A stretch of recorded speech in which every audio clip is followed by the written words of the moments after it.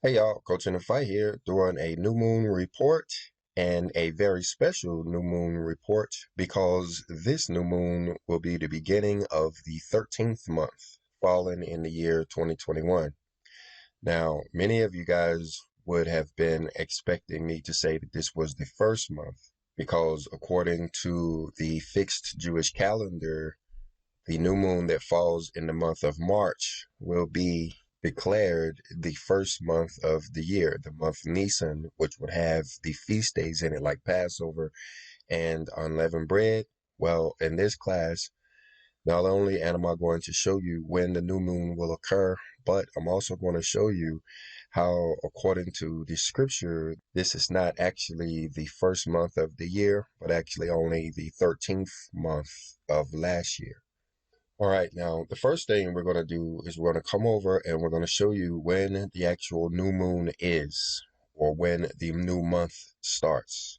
Hopefully by now you guys recognize that those words are actually synonymous. When you say new moon, you're actually saying new month. So let's come over here to timeanddate.com and we're going to look at their webpage for the moonrise, moonset, and moon phases for March of the year 2021. When we scroll down to the 13th day of March, we see that it was declared that the new moon will fall at exactly 12:21 p.m.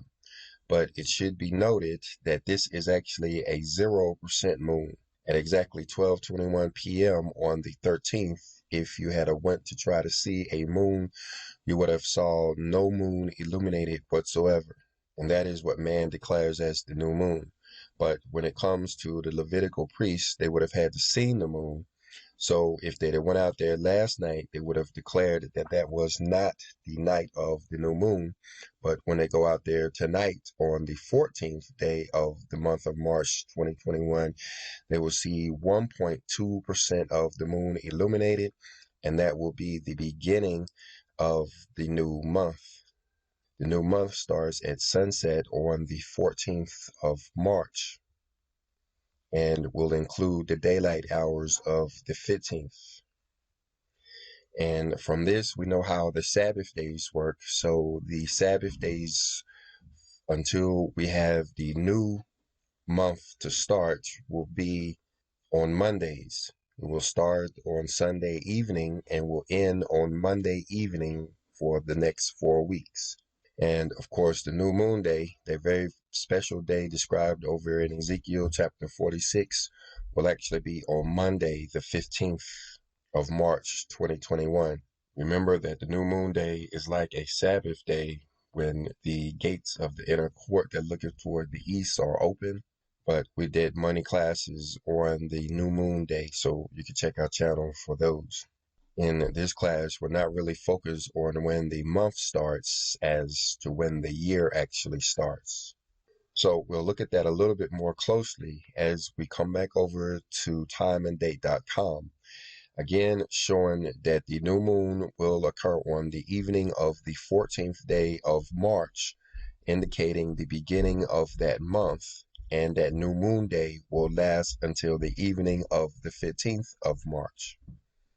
But now let's come over to the book of Enoch so we can see how this lines up with when the year starts. And for that, we'll come over to book 3 out of the book of Enoch. It's called the Geocentric Calendar book, which is chapters 72 through 78.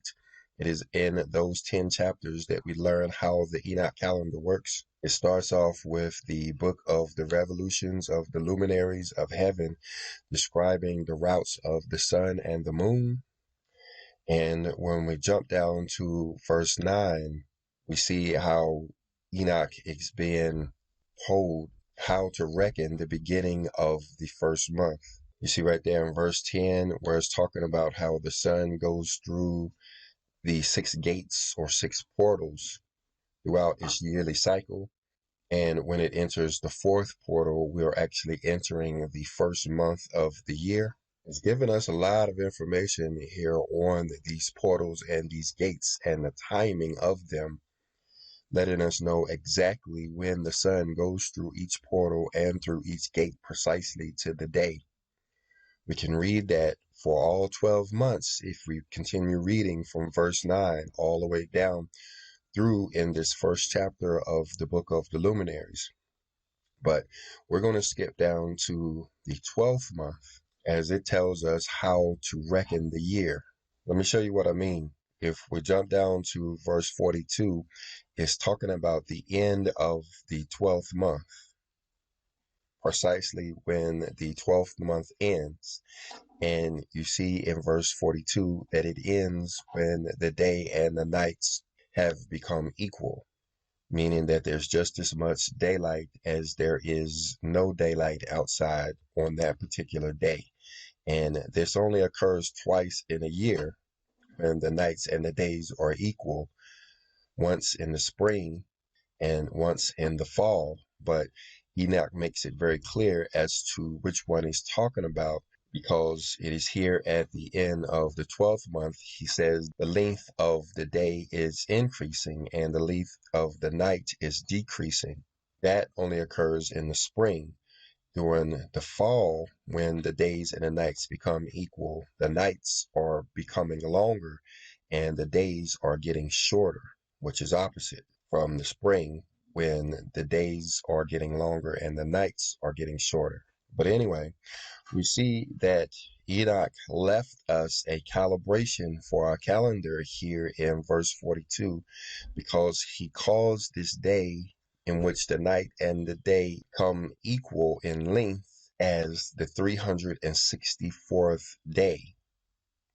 There's many people who struggle with the Enoch calendar and how could it possibly have a 364-day year instead of a 365.25-day year. Well, in other books, you can see Enoch describe the year as having precisely 365.25 years. But what Enoch is talking about here is the calibration of the year and how to prevent the year from becoming dislodged as it is over with the fixed calendar. So let's jump over there and let's take a look at it right quick. Now, if we do a quick search for the fixed Hebrew calendar, we can find a lot of information on that calendar that seems to be coming from the Jewish community that we all use in order to determine when the feast days are each year. Like, for instance, when you look at the calendar on your wall that tells you when Passover is, they are actually getting that information not from some Sanhedrin or some group of Jewish people who are over there making the determination every year, but they're actually getting that information from a calculation that was created a few hundred years ago by a gentleman named Hillel in response to pressure that he was receiving from the Emperor Constantine and his son during that time. In other words, they were forcing him to do away with the Enoch calendar altogether and not view the moon, the sun, and the stars as the reckoning for the year. And to capitulate, he actually created what he would have considered a hybrid, which has similar characteristics of the Hebrew calendar, meaning that it uses the sun and the moon in order to determine the timing of the year. However, that calendar is a fixed calendar, and instead of using the 364th day as a calibration point, it just uses a mathematical calculation to determine the year. Well, turns out that 364th calibration day is important, because without it, then your years and your months will become dislodged as they are this year. Let me show you what I mean. So we come back over here and we look at Enoch in his book that tells us how the calendar works. And we see that the 364th day is to fall exactly on the day in which the day and the nights are equal. Well, if we come into Google and we ask the question, when are the days and the nights equal, we see that it points us to the equinoxes. This is the time in which the sun crosses the Earth's equator, making the days and the nights approximately the same duration. Now, if you want to talk about the day in which the nights and the days are exactly equal, you would have to talk about the equilux. But the thing about the equilux is that it occurs on different days depending on your location on the planet, and you need a computer in order to calculate the exact timing. And because they didn't have computers back in the day, and they needed to show up on the feast days at the exact same time, they would have used the equinox instead of the equilux to calculate the year. So let's come back over to timeanddate.com on their webpage called Sunrise, Sunset, and Day Length for March 2021 and see when the days and the nights are equal. We see that when we start the month, the day length is about 11 hours and 30 minutes, but it is increasing as we know it should be during the spring. We talked about this a little earlier, how in the fall, the day length would actually be decreasing. But since we're in March, the days are increasing. And we see when we get down to about March the 13th, the day length is 11 hours and 54 minutes. And on the 14th, the day length is 11 hours and 55 minutes. And on the 15th, we see that the day is still increasing and it's only 11 hours and 58 minutes. So, as before, we were talking about the new moon that would occur on the 15th. We see that it is actually still a little bit early because we haven't reached the equinox yet. So, this is why you have so much talk around the calendar this year. An increased focus on the barley harvest. For those who don't recognize the book of Enoch as the authority on the sacred calendar, and understanding that the Hebrew calendar could be off by at least a month, many people are relying on the barley harvest to know when the first month begins. Now, that's not actually biblical at all. Nowhere in the scripture does it tell us to use the barley harvest, nor are there any examples of anybody ever using the barley harvest to determine time in the Bible. The only time you hear about the barley harvest and where many of those people are getting their motivation to use the barley harvest is over in the book of Exodus in chapter 9, when it's talking about the condition of the barley when the plagues occurred. All it says over there is that the barley was smitten, for the barley was in the ear. So the way many people choose to reckon the year is they look at when the barley is in the ear. The problem with this not only is that it's not biblical and it's actually going against how our Father intended for us to tell time, but you have to also remember that there are certain years like the sabbatical year and the Jubilee year when there's no barley harvested or planted, meaning that during those two most important years, there's no way for people who are actually doing what they're supposed to be doing by minding those years and not planting. There's no way for them to know when the year has started.